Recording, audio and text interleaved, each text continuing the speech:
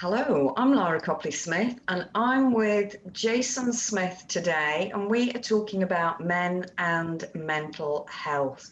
And Jason is a hypnotherapist, EFT specialist, and has worked a lot with people who are suffering from mental health, but he's also worked in the corporate world, so he has all of that knowledge of stress also.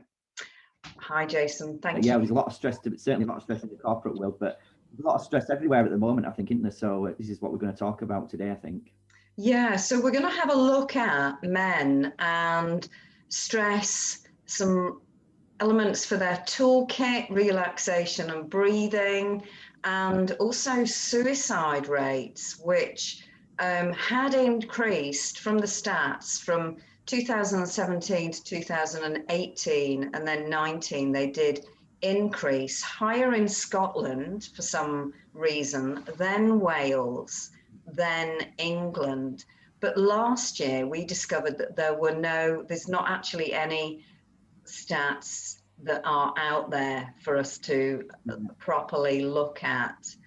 And it seems that 45 to 49 is a key time for when men are committing suicide.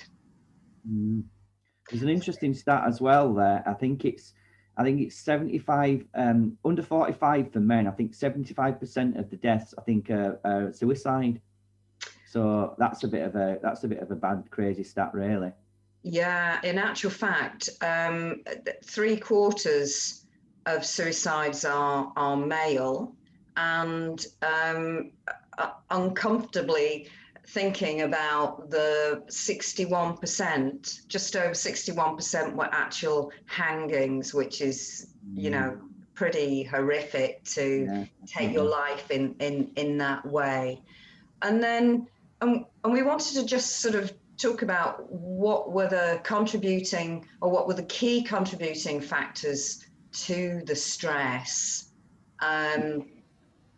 Well, certainly at the moment, we're obviously in lockdown, and that's a huge contributor to stress for people. There's lots of different aspects as well there. So at the moment, it's already a huge issue for men specifically, but for everyone really, but specifically for men. But at the moment, it's just accentuated by the lockdown, really. And we've talked, haven't we, before about how men like to they like to contribute to society. Part of their identity is with their pride in what they do as a profession, whatever that profession may be, and also achieving their worth, looking after the family, being the money maker, so to speak, providing and protecting. And when you lose that control over that, then that's really going to affect how they feel as a man. 100%, yeah. It's such a big issue, because you're taking, especially men at the moment, being taken right out of the comfort zone, because women generally, quite a lot of women spend a lot of time around the home, but men don't, you see. So they're right out of the comfort zone, really, not able to go out. A lot of men work outside as well, and that's a stress reliever anyway. So being stuck indoors certainly when you're not used to that is a big stress thing. And we were talking about, when in a situation like we've got now with the lockdown, your prospective future is, how many people do not know what the future holds? And so if a man loses his job and hasn't a clue how he's going to provide for his family or has no control over going out and working, then that's a major stressor. The lack of control is a big thing, like you say, Laara, because when you're not in control in any aspect of your life, that creates a lot of stress in itself, and especially when you're not in control of not earning the money or supporting your family and stuff. It's a very big problem. So for a man, that would be like an element of failing not only society, but your family and your children.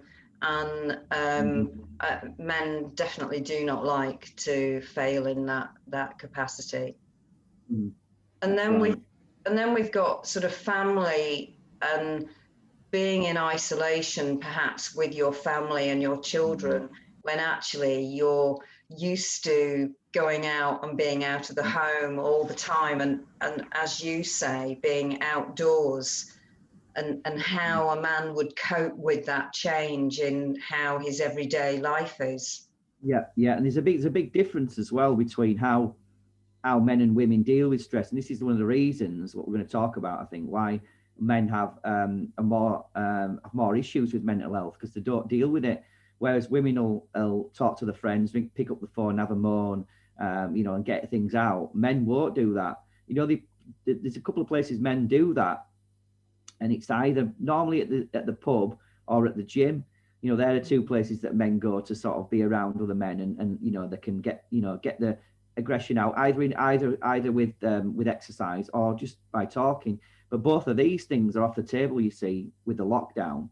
So that creates another huge problem in itself, because men are then feeling very, very even more isolated then, and they can't get rid of the anxiety that they've got building up.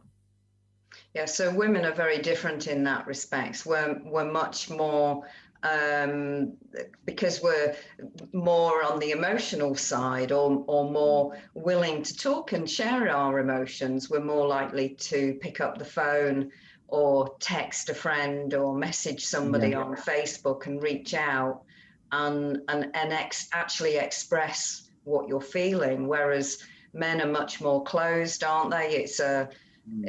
They don't like to make themselves vulnerable in saying that they're feeling stressed or isolated or a failure. And this is the reason. This is the main reason why men's suicide is a lot higher than women's suicide, because basically, very, very simple reason that men do not seek help. They feel like it's a bit of a failure and a bit of a weakness. While obviously the opposite is true, obviously. And if you don't get any illness out, whether it's mental, physical, or whatever, it's just going to continue to build up. And going to continue to be a problem. And I can give an example of that as well in my experience as well, if you like, to kind of highlight to people how important it is, really. So I'll give you an example really from this is going back a few years now. It's a client of mine, and this is a very extreme example, but it kind of highlights what we're talking about, really. So when he came to see me, he was in a bit of a bad state, really, and he was only getting kind of 3 hours sleep. And if you're getting 3 hours sleep, you're in a serious problem there, because your mind needs so many hours to kind of regenerate itself and deal with the day-to-day things that are going on.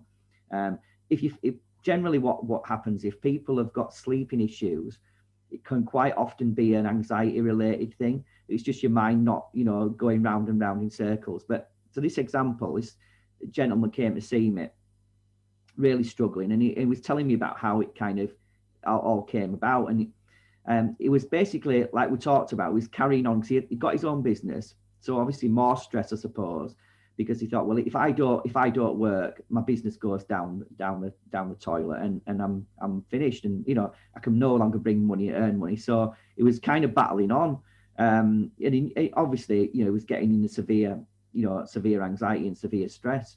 So there was one occasion where he mentioned that he was working with a client who we kind of knew quite well, and then he was talking to the client, and the client said to him, I didn't catch any of what you were saying. It was all garbled. It was coming out, and he says, what, there's something not right with you.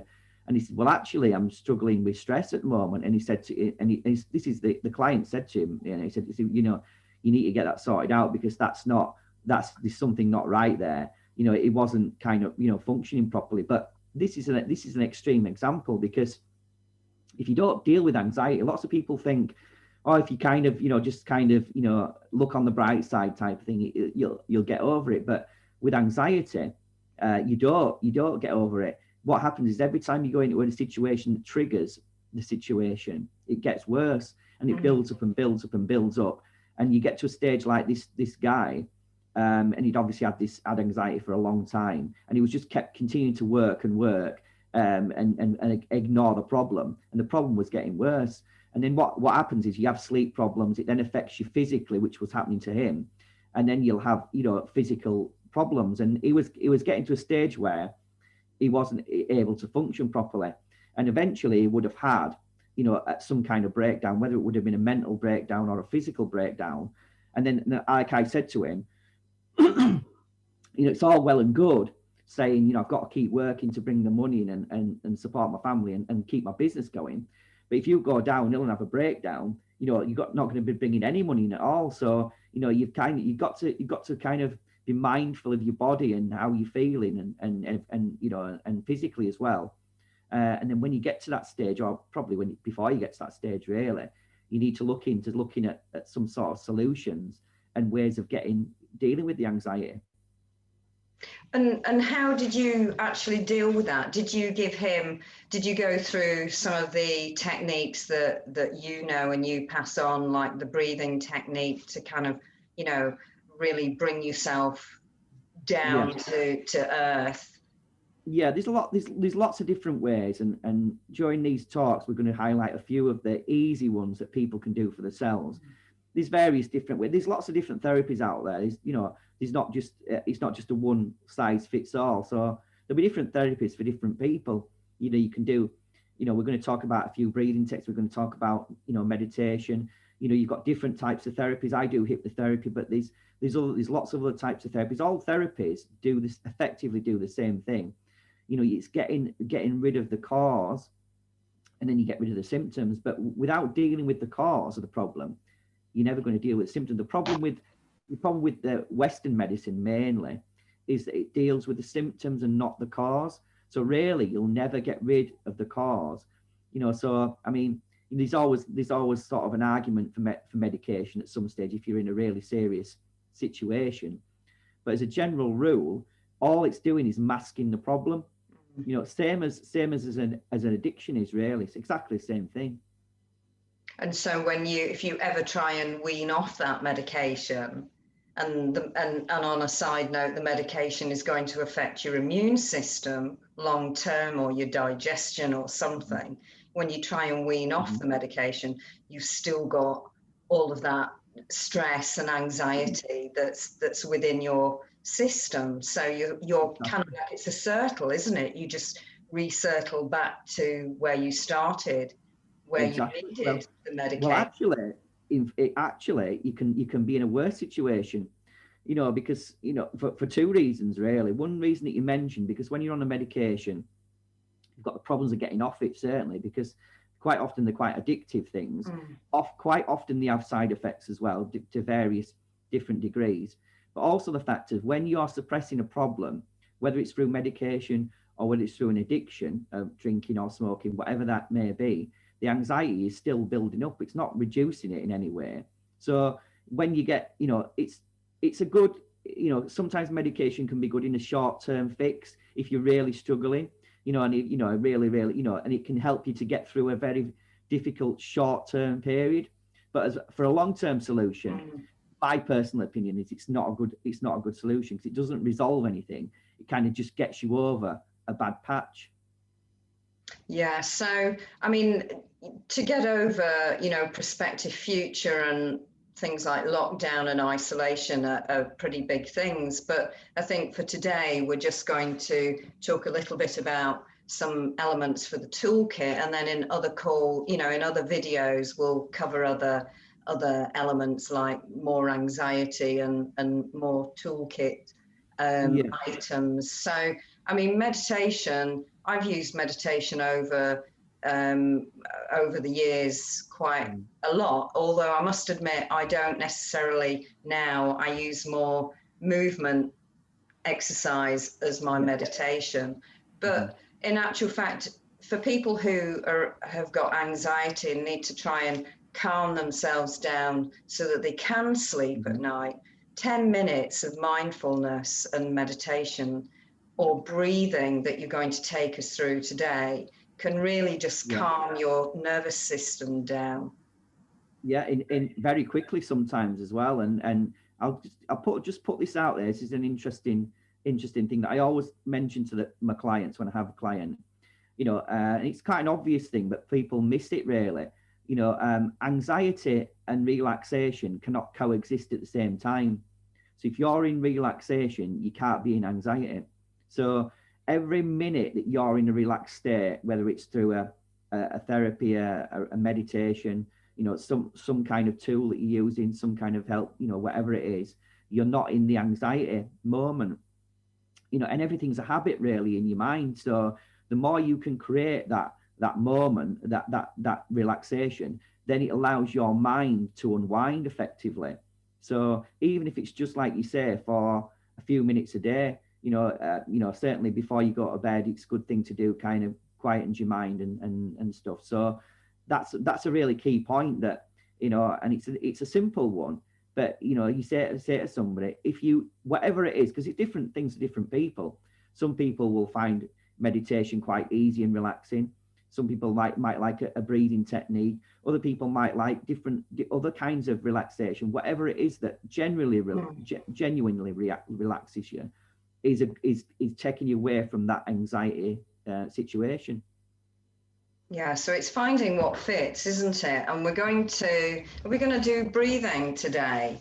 Yeah, we'll do a quick technique. And what we're kind of doing in these talks is we're going to give people excuse me, we're going to give people some really simple tools to help themselves, things that they can do on their own, you know, if you're really struggling or whatever, and something that you can incorporate, you know, into your daily life as well. This is a really simple tool, and it's a breathing technique which allows you to relax your body and your mind very, very, very, very quickly. So it's really simple. So I'm going to sort of describe it. You can follow if you want, Laara, as well, and everyone watching can follow as well. Really simple tool, but it's very, very, very quick and very, very, very effective. So the first thing you're going to do is, and this is quite important, you're going to put your you're going to put your right thumb. Just make sure we get this right, from. You're going to put your right thumb over your right nostril, so you're blocking it off. Okay. Then you exhale slowly through your left nostril, and then so you basically exhaling all the breath that you've got in your body, quite slow and in a quite methodical way, and then you're inhaling through the same left nostril again, and you're inhaling as much as you can in a nice, slow, controlled way. So when you're emptying your lungs, what you're doing is you're imagining cleansing your mind and body of any stress or anxiety.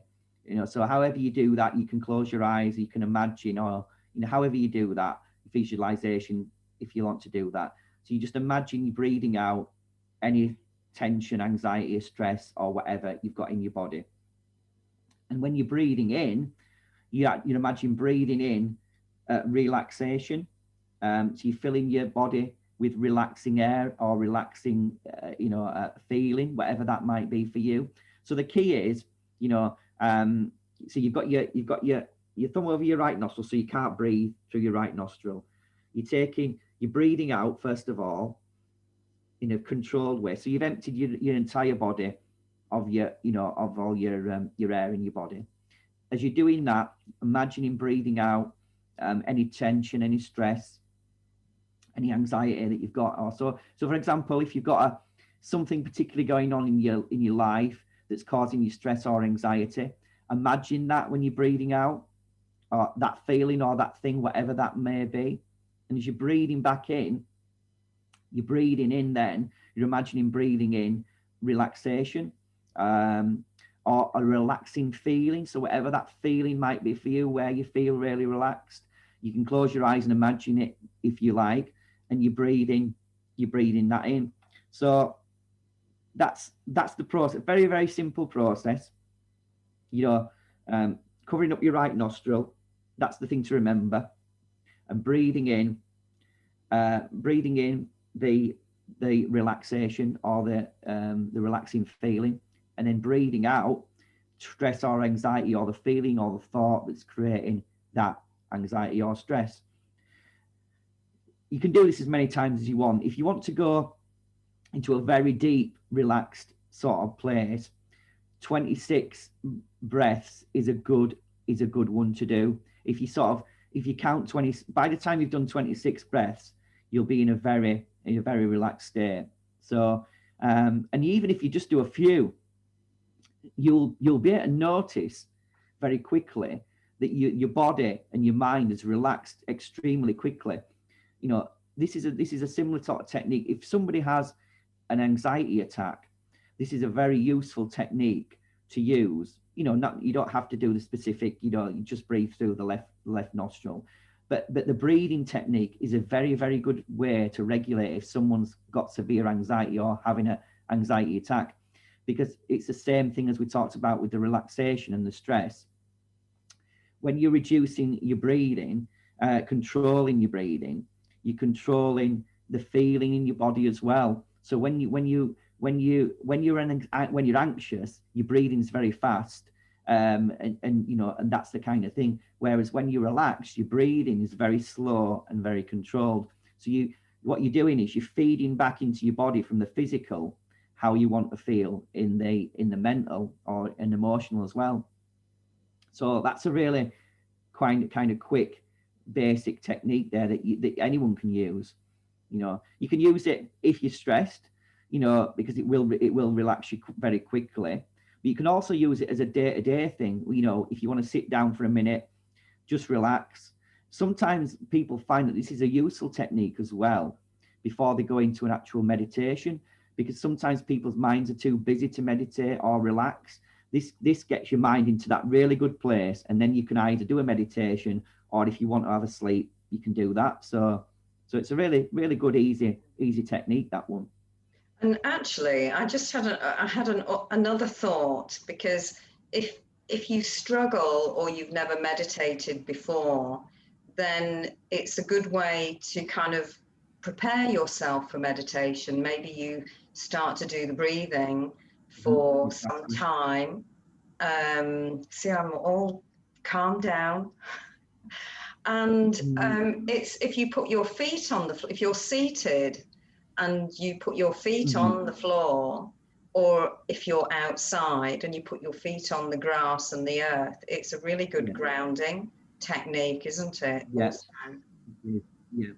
It's like when people do Tai Chi and Qigong and these kinds of things, you can do it anywhere, but it is more beneficial to do it outside. You're breathing in that fresh air, you're breathing in that energy, that earth energy, and you're grounding yourself as well. So not really that good in the winter in the UK, because standing in the snow, I'm not sure if that would be really that good for you. But certainly in the summer, if you get out and do these kind of things, outdoors, it can be even more beneficial as well.